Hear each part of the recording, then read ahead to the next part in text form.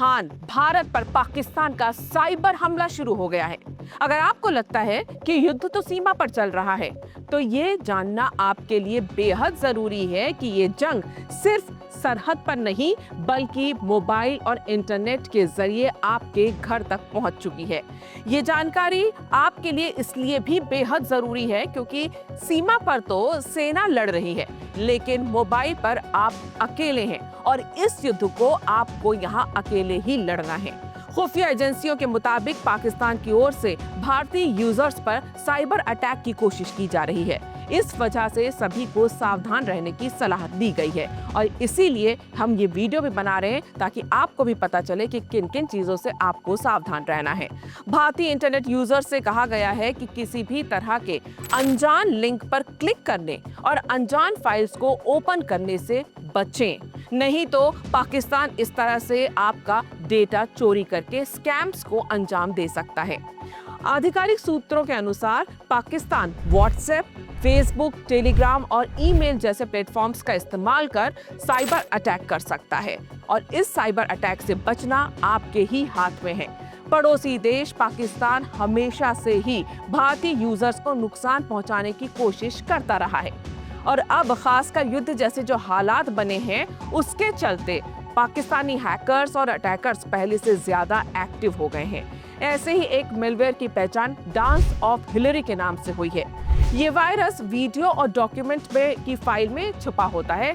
जैसे ही आप इसे खोलते हैं, आपके मोबाइल या कंप्यूटर को हैक कर लिया जाता है और आपका सारा डेटा चुरा लिया जाता है। इसलिए अगर आपके पास इस तरह का कोई लिंक आता है तो खोलने से बचें। सवाल ये उठता है कि इस हमले से बचे कैसे? तो किसी भी अनजान लिंक या फाइल को ना खोलें। .exe या task.exe जैसी फाइलों से दूर रहें। अगर +92 जो कि पाकिस्तान का कोड है उससे कोई कॉल या मैसेज आए तो उसे ब्लॉक करें और कोई जवाब ना दें। सोशल मीडिया पर अनजान लोगों से बात करने से बचें, किसी भी अनजान व्यक्ति से बातचीत ना करें। अब आइए आपको बताते हैं कि भारत की साइबर एजेंसी CERT-IN ने साइबर अटैक के खतरे को देखते हुए क्या-क्या दिशा निर्देश जारी किए हैं जिन्हें आपको पालन करना चाहिए। CERT-IN ने कहा है कि पाकिस्तान भारतीय बैंकों, सरकारी वेबसाइट्स और निजी कंपनियों को टारगेट कर सकता है।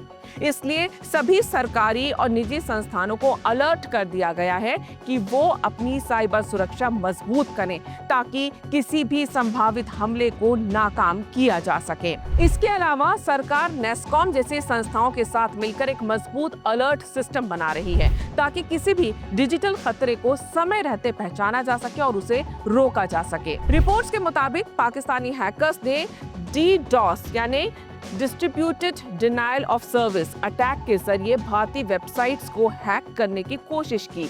इस तकनीक में किसी वेबसाइट पर एक साथ बहुत ज्यादा ट्रैफिक भेजा जाता है जिससे कि वो क्रैश हो जाती है और हैकर्स उसे हैक करने की कोशिश करते हैं। पिछले दिनों पहलगाम में हुए आतंकी हमले के बाद से पाकिस्तान समर्थित साइबर गतिविधियों में इजाफा देखने को मिला है।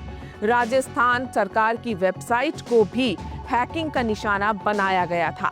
ऐसे में देश भर की राज्य सरकारों को भी साइबर सुरक्षा के मोर्चे पर सतर्क रहने की जरूरत है और उन्हें भी आगाह कर दिया गया है। फिलहाल भारत की एजेंसियां इस तरह के साइबर हमलों पर नजर बनाए हुए हैं, फिर भी आम लोगों की भागीदारी सबसे अहम है। हर नागरिक को चाहिए कि वो डिजिटल सतर्कता बरते और सावधान रहे, सुरक्षित रहे। तो आप भी अपना मोबाइल फोन अगर यूज कर रहे हैं तो इन सभी बातों का ध्यान रखें। तो जो एक युद्ध सरहद पे चल रहा है उससे तो सेना निपट ही लेगी, जीत ही जाएगी। दूसरा युद्ध आप खुद घर बैठे लड़ेंगे और जीतेंगे।